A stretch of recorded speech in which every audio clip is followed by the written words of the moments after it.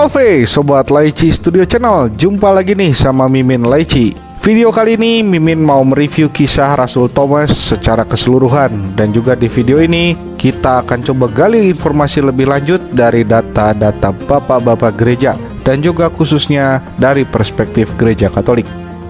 Kira-kira gimana karya Rasul Thomas, apa aja yang dia lakukan, dan gimana kemartirannya, dan inspirasi apa yang bisa kita petik ya dari Rasul Thomas ini. Nah, siapkan dulu cemilan dan kopi, simak video ini sampai habis ya guys. Langsung kita let's check it out.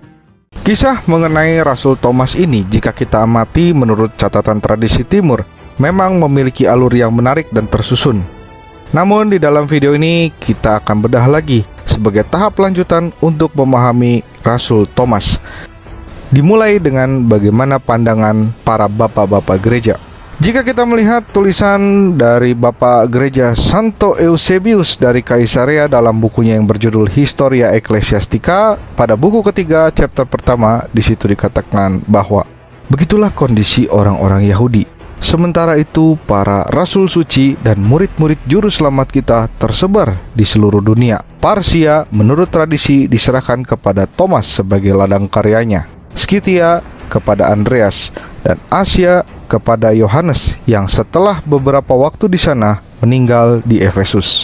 Petrus tampaknya telah berkhotbah di Pontus, Galatia, Bitinia, Kapadokia, dan Asia kepada orang-orang Yahudi di perantauan. Dan akhirnya setelah datang ke Roma, dia disalibkan dengan kepala di bawah karena dia telah meminta agar dia menderita dengan cara ini. Pada keterangan dari Santo Eusebius ini dijelaskan bahwa Rasul Thomas diberi jatah perutusan di daerah Parsia. Ada keterangan menarik dari catatan Eusebius dari buku ke-1 Historia Ecclesiastica yang menjelaskan peran Rasul Thomas dalam pewartaan untuk wilayah Armenia yang dipimpin oleh raja bernama Abgarus, di mana Raja Abgarus menulis surat kepada Yesus Kristus dan juga balasan Yesus Kristus kepada Abgarus. Eusebius memberikan pemaparan salinan dari kedua surat tersebut sebagai berikut. Aku, Abgarus, penguasa Edesa, memberi salam kepada Yesus Juru Selamat yang sangat luar biasa yang telah muncul di kota Yerusalem. Setelah mendengar kabar tentangmu dan pengobatanmu yang dilakukan olehmu tanpa obat-obatan ataupun ramuan.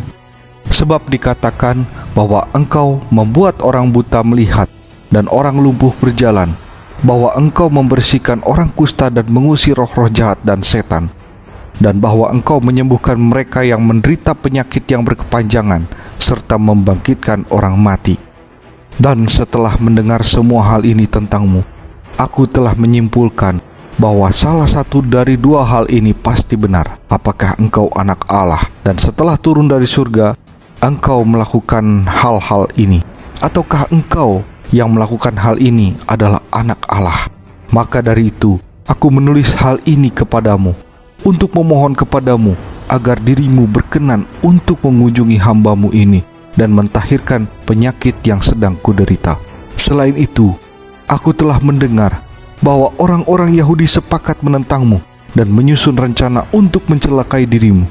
Tetapi saya menawarkan kepadamu sebuah kota kecil namun indah yang cukup baik untuk kita berdua. Dan sebagai balasan, Sang Kristus menuliskan surat kepada Raja Abgarus yang diserahkan kepada Rasul Thomas. Kemudian Rasul Thomas meminta Tadeus untuk menyampaikan pesan itu kepada Raja Abgarus. Dan isi surat balasan Tuhan Yesus kepada Raja Abgarus adalah sebagai berikut. Berbahagialah engkau Abgarus, hambaku, yang telah menjadi percaya kepadaku, kendati engkau belum melihat. Sebab ada tertulis mengenai diriku, bahwa sekalipun mereka telah melihat diriku, mereka tidak akan percaya kepadaku, dan bahwa mereka yang tidak pernah melihatku akan percaya dan diselamatkan.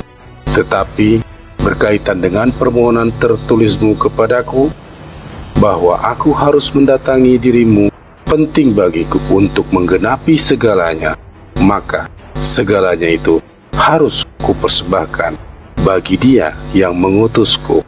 Tetapi setelah aku naik, aku akan mengutus kepadamu salah seorang muridku. Dialah yang akan mentahirkanmu dan segenap keluargamu.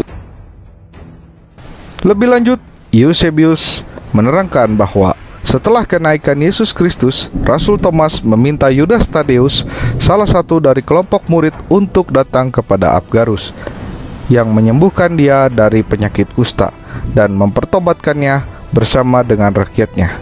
Hal ini didukung dari dokumen-dokumen yang ditemukan oleh Eusebius dalam arsip Edessa. Dari sini kita dapat melihat peran Rasul Thomas bahwa ia meminta Yudas Tadeus, yakni salah seorang dari murid, untuk menemui Raja Abgarus yang notabene adalah Raja Armenia.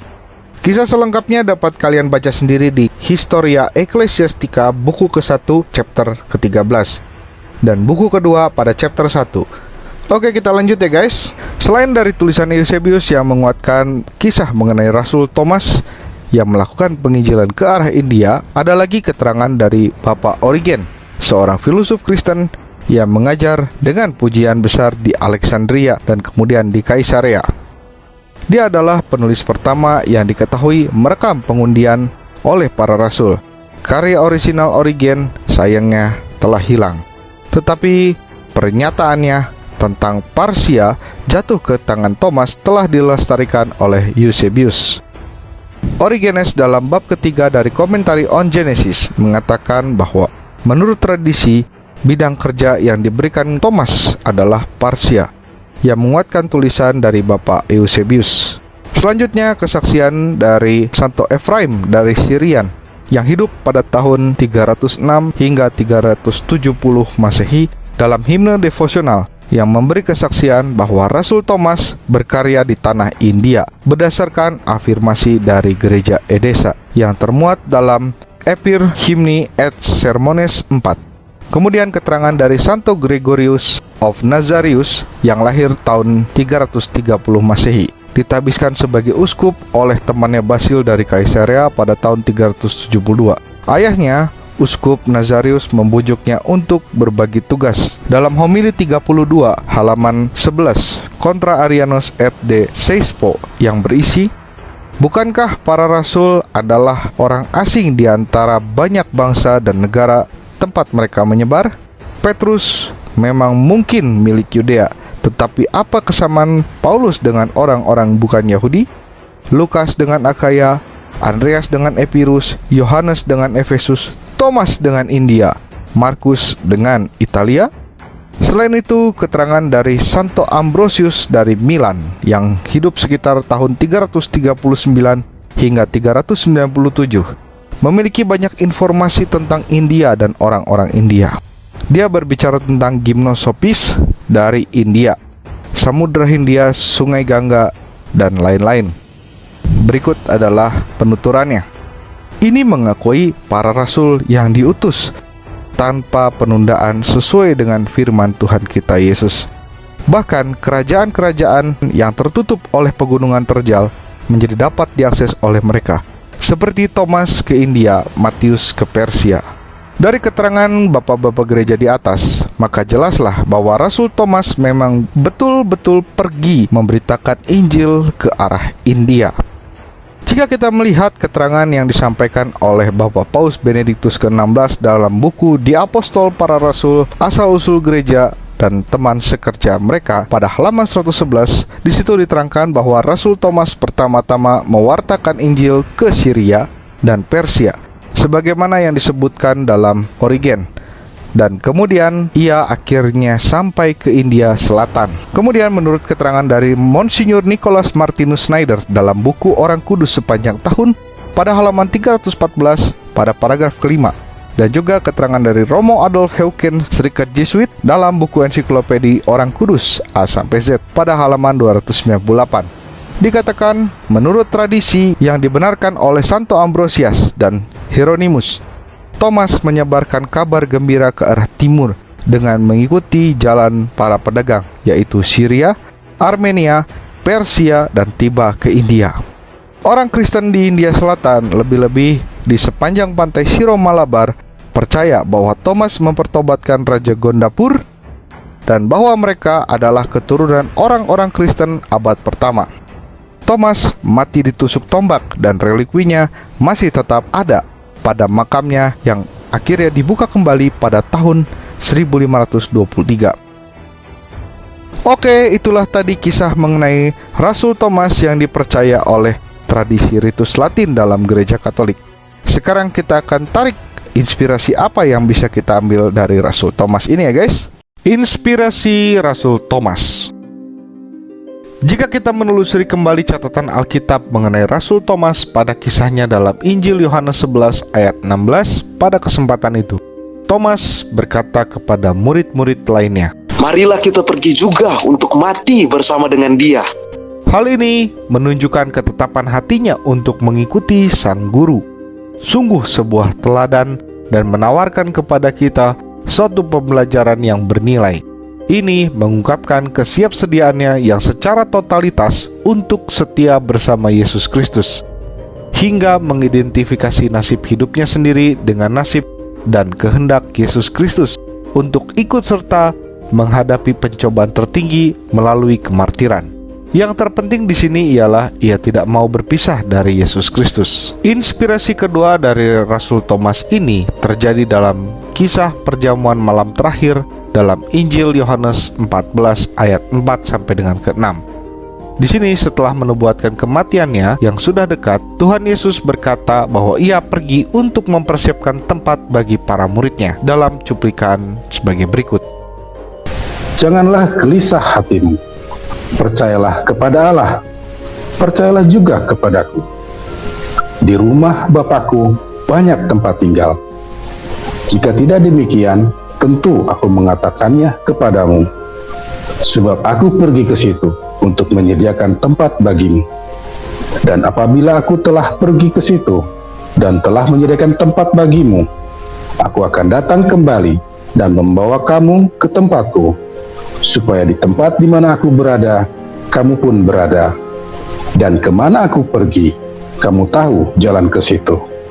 Sebenarnya dengan pernyataan ini, Thomas menempatkan dirinya pada tingkat pemahaman yang rendah. Tetapi kata-kata tersebut justru mendorong baginda Yesus Kristus untuk menggunakan kesempatan itu mewahyukan dirinya kepadanya dengan berkata, Akulah jalan dan kebenaran dan hidup.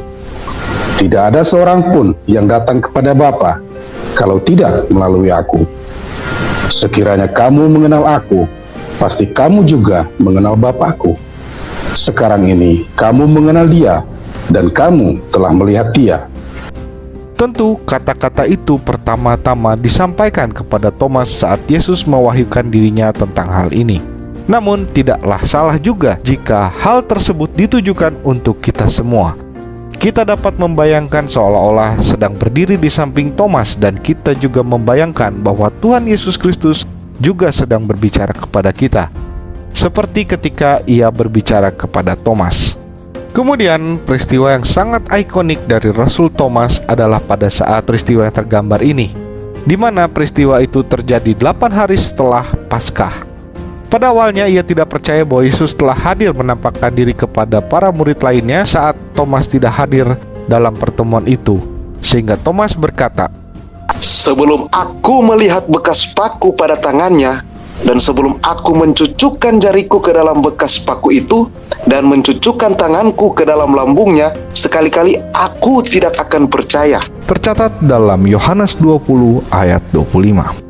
Pada dasarnya, dari kata-kata ini muncul keyakinan bahwa Tuhan Yesus dapat dikenal melalui bekas luka-lukanya. Thomas ketika itu berpikir bahwa tanda-tanda yang menunjukkan identitas Yesus sekarang lebih ditunjukkan melalui luka-lukanya yang mengungkapkan kepada kita seberapa besar ia mengasihi kita.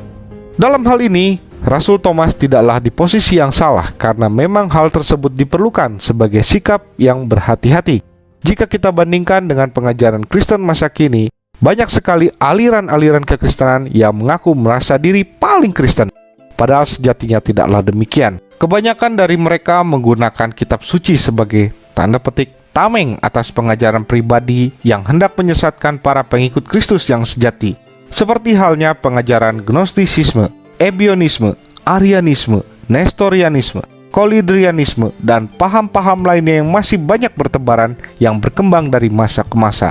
Maka melalui peristiwa inilah kita sebagai umat beriman juga perlu bersikap berhati-hati dan tentunya kritis jika ada pengajaran lain, apalagi menggunakan nama kekristenan dan mengaku diri paling alkitabiah. Namun hal itu hanyalah sebagai tameng semata yang bertujuan untuk menyesatkan umat beriman dengan rupa-rupa angin pengajaran yang tidak sesuai dengan pengajaran asli Sang Kristus yang diteruskan oleh para rasul dan pengganti mereka melalui gerejanya yang satu, kudus, katolik, dan apostolik. Melalui kisah perjalanan hidup Rasul Thomas ini, kita setidaknya mendapatkan 3 hal. Yang pertama, Rasul Thomas memberi kita penghiburan dikala kita mengalami hal yang tidak pasti. Yang kedua, melalui Rasul Thomas kita diajarkan bahwa setiap kali kita mengalami keraguan tentang berbagai hal yang tidak pasti, maka Tuhan sendirilah yang akan membawa kita kepada terang sejati. Dan yang ketiga, kata-kata Yesus Kristus yang disampaikan kepada Thomas mengingatkan kita tentang makna sejati dari iman yang matang dan juga meneguhkan kita untuk bertahan meski banyak mengalami kesulitan dalam menempuh jalan kita kepada Yesus Kristus.